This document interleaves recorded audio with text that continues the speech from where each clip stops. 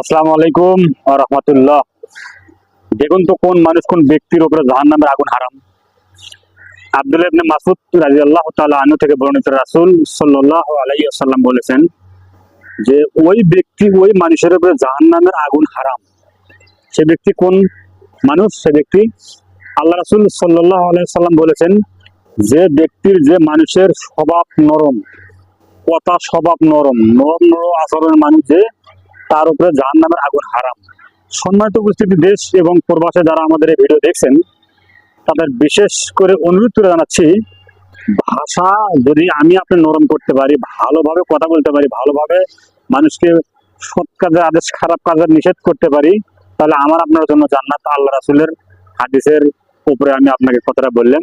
যে যেখান থেকে আমাদের ভিডিও দেখছেন, আজকের পর থেকে, ভিডিও দেখার পর থেকে, এবং ভিডিওতে আপনারা দেখবেন এবং ভিডিওতে শেয়ার করে দিবেন, এবং এই হাদিসটা শোনার পরে, দেখার পরে, এখনকার পর থেকে যার সাথে কথা বলেন, সে ছোট হোক বড় হোক, সবার সাথে ভালোভাবে কথা বলবেন।